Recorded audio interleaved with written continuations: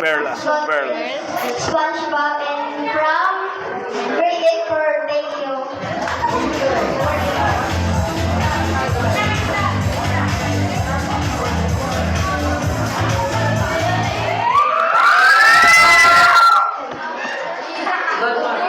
Good morning, everyone. Ako nga pala si Jerry H. Brown.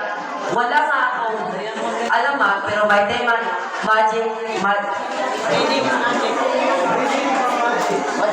pero may tema na reading is magic. Representing grade 8 first! Bunga. Pearl. Grade 8 Pearl. Grade 8 Pearl.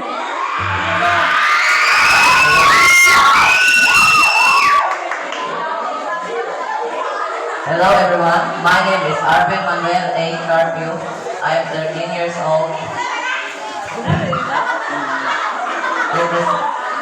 I'm Diamond. Pearl. the sorcerer of stone and has many chapters and a lot of characters. And I am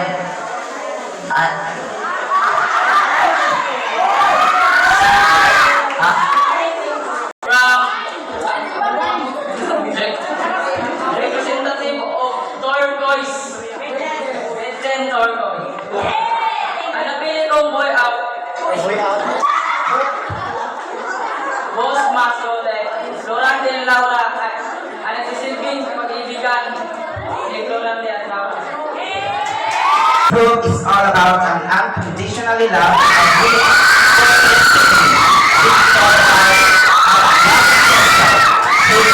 guys of the underworld found himself in the surroundings.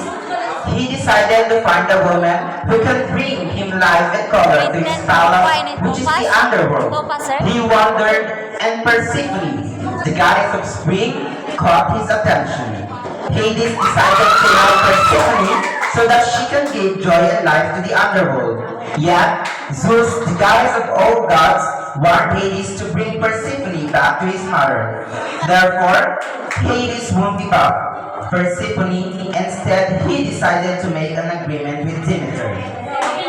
The story embodies the characteristic of one person that will do anything for his life. Moral: if you genuinely love someone, you won't force them to love you back. Instead, you have to let them go and make their own path. We can't really force someone to love us. Instead, we need to love ourselves first so that someone will love us.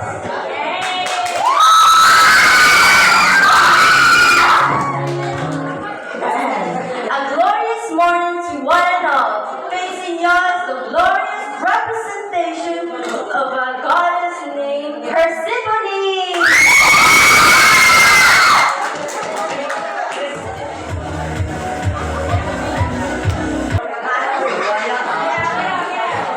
Good morning, everyone! Grade. The title of my book is The Diamond the Mouse. And I'm the wanderer. And I will encourage you Grade 11. I will get you encouraged, knowledge, and freedom.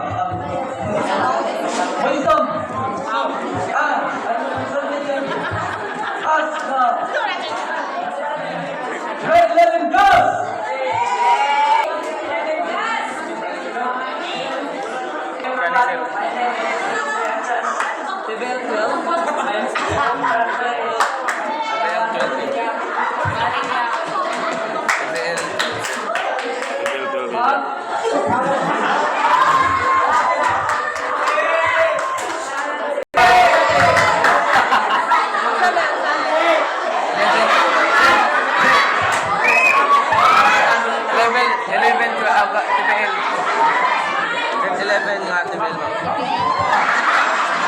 Mandirig ba nga layon?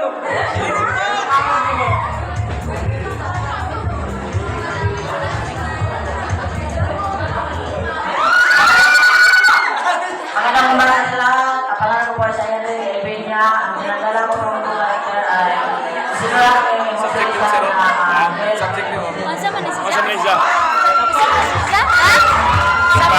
Sa fire. Good night.